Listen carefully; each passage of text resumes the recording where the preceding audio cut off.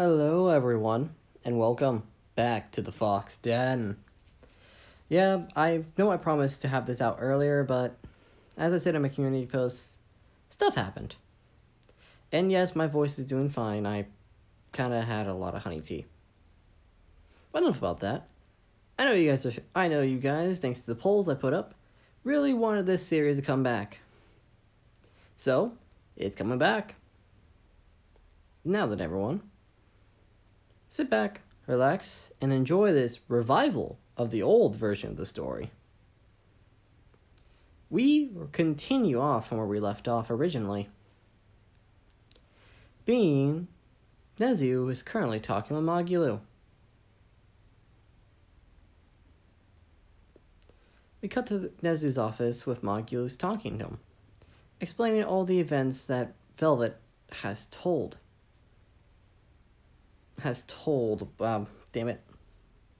Nezu. About the story, the full story of Velvet Midoriya.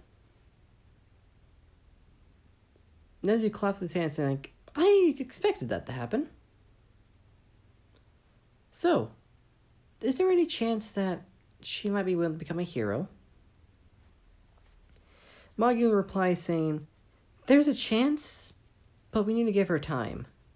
I'm not too sure when she will accept it, but when she does, I'm pretty sure we'll first come talk to you. Interesting. I have a feeling that you, Rokuro, Aizen,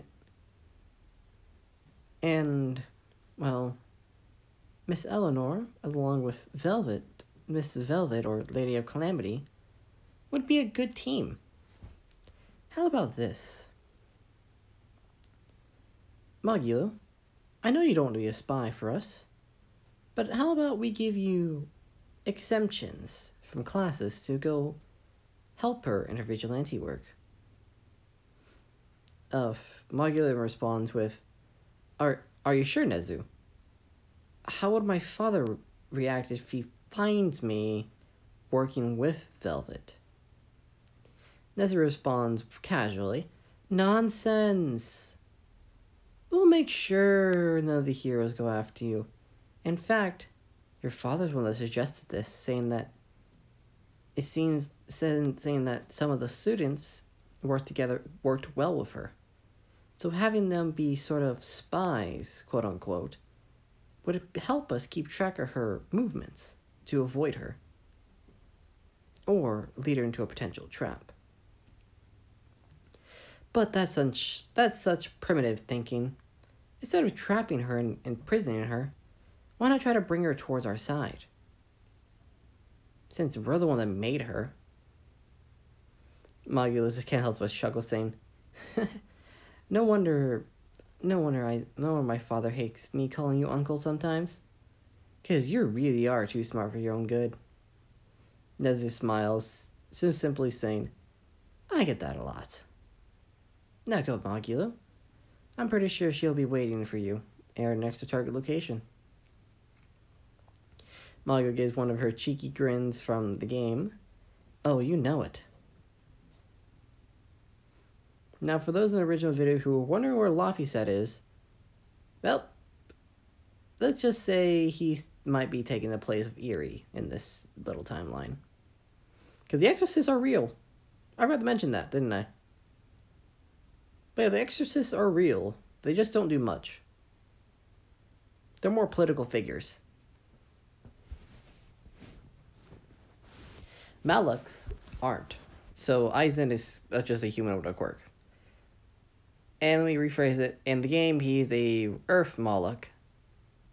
So Aizen's quirk is the unlucky Earth. Basically tying his little quote-unquote curse along with the fact that he has the element of Earth. Kind of just what I did with the wind. His wind variation, which I think works better in my opinion, but I'll stay truthful for now. We now cut to Overhaul, who's currently experimenting with two young kids. One dressed like an exorcist, with whose brownish hair gives him away, and the other is Eerie. when suddenly you just hear a loud bang from outside. This Overhaul, knowing who this is, instantly freaks. Because he knows the Lady of Calamity has found his base, and he has no way to stop her. Cue 10 minutes of fighting later, and Overhaul's running away, with Eerie in tow, leaving Laphicet behind. Velvet, seeing Overhaul run away, is about to chase him, but sees Laphie, and she's reminded about Izuku. If you guys don't remember, I did put Izuku in the what if, as Velvet's kind of Izuku's big bro. Don't worry about that. So yeah, she's reminded about Izuku and takes Laphicet, telling him that it's okay, I'm here to protect you. I'll make sure no one hurts you again. This boy, Laphicet, doesn't respond. He simply just looks up at Velvet. With Velvet then scratching back her head saying, "Ugh, that man has really done a number on you. Fine, fine. If you don't move, I'll devour you." Laphicet simply stands up and walks towards Velvet. Velvet simply saying, "Good. Now just follow me and I won't hurt you." Laphicet just nods and proceeds to follow Velvet out of the place. Yes, I know you guys... I'm kind of doing my own variation of how they originally met. And how they originally got into a crew together. How Velvet was just harsh to him. Don't get me wrong, Velvet's actual personality from the game is starting to emerge, like I said in the original part. And also, I'm sorry to tell you this, guys, but this will be a shorter part, but just not as short as my Lady Maria. But it will be shorter than my others. Because I need sleep. Now then, we fast forward about a couple days later with Aizawa investigating this stronghold. This stronghold that Velvet was at. Velvet leaving a note saying that there was 2 kids in this area. I have taken one for custody. I've taken one for safekeeping. And don't worry, Razorhead. I might not seem like it, but the kid I saved reminds me of my brother. So I'll keep him safe. I promise. Sincerely, the Lady/Empress of Calamity. Aizawa just stands there smirking, saying, I guess my daughter was right. She is redeemable. She and Nezu really thought they can overhear. Well, Nezu probably knew, but my daughter did not realize I was outside the door the entire time. It's good to see that her friend is actually Yes, I'm angry at her for friend being Velvet, for being the Lady of Calamity, but I'm also happy for her for having someone she can talk to for once. And hell, it's made a positive impact on her. She got her trademark cockiness back. You know, that gets on my nerves a lot. I just can't help but chuckle reminiscing about the past. Then suddenly stiffens his face when he sees someone walk up. And that's when we cut to Velvet. Don't worry about that. You'll totally find out later. Or maybe you won't. Velvet's currently getting back from her job to deliver food for Laphicet, who's just sitting there waiting for Velvet. Velvet gets in and sets down the food, saying, Laphie, time to eat. Laphie, it's time to eat. She waits about 5 minutes, and then when Laphie doesn't come, she just sighs, saying, I really don't like doing this, but I have to. Get over here, you goddamn fucking brat. If you don't get over here now, I will throw all your food away and you won't eat again. Laphie then gets up and runs to the kitchen, with Velvet just saying, I really don't like doing that. Overall, it really messed this kid up. I gotta try my best to help him. for now, and just so you can eat, I have to be aggressive with him. I really don't like doing it, though. Maybe it's time I go talk to the heroes. Maybe they can help me with this. I heard Recovery Girl is quite a whiz when it comes to anything medical. Maybe she can help a mental health. Maybe she might know a psychiatrist that can help both me and Laffy. If I remember correctly, Razorhead should be at my old site. So I'm gonna go to it. We fast forward about 2 hours later with Velvet reaching the site Aizawa was at, seeing him on the ground, bloodied.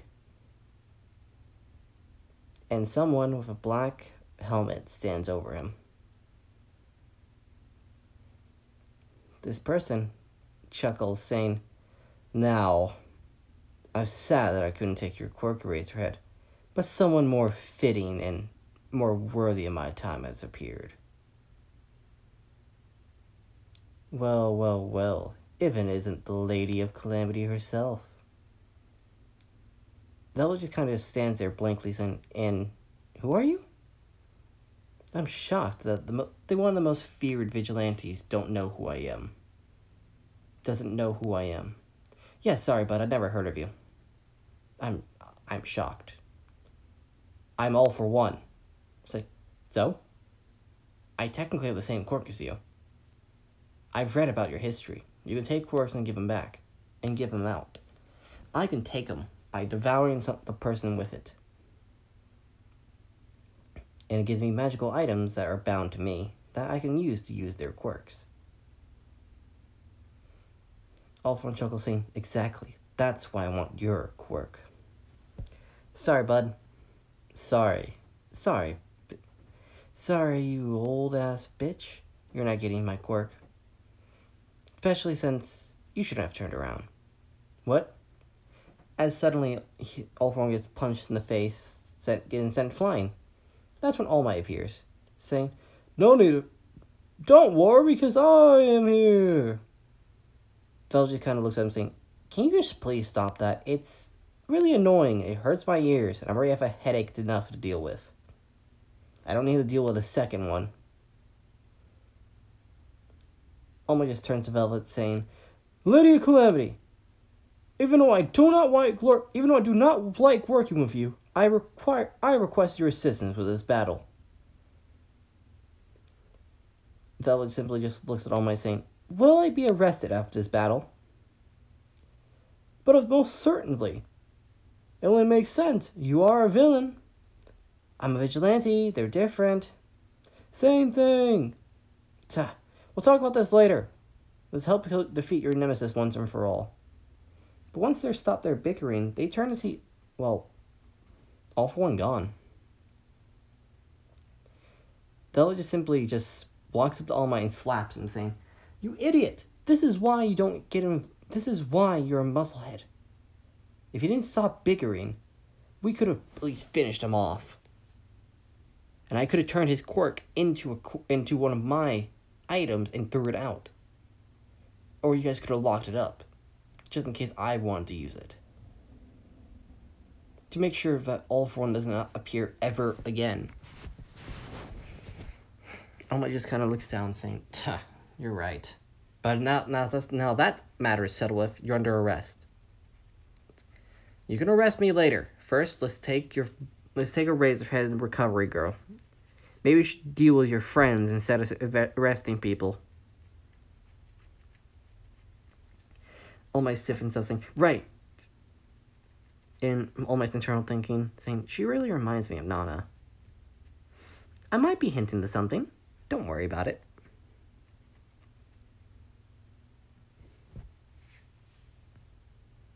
Even though I did say Nana was already dead. But I am hinting to something, though. I'll see if you guys can piece it together, though.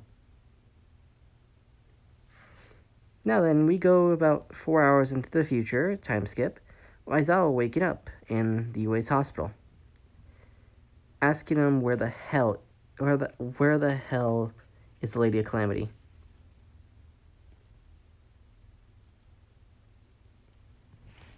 when Recovery Girl says that, well, first she says, Eraserhead, you're glad you're up.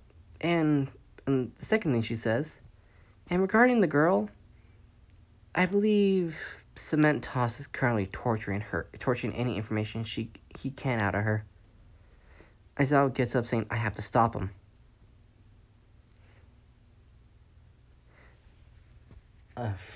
Recovery Girl stops and saying, why? She's the one that fucking saved me. Well, distracted All For One long enough so he doesn't kill me, at least. Recovery just says, fine. She's down the hall to the left. And cuts the Cement Toss because constantly throwing cement blocks at her. She's just kind of destroying it. And you can see the two are getting competitive. Because it's been confirmed that she's broken out of her stuff a while ago, but she hasn't escaped for some odd reason. This confused even All Might. Why would someone who's most feared not run away when they're in presence? All Might, or Endeavor being cocky, says that she's probably too weak to even fight all the pro heroes present.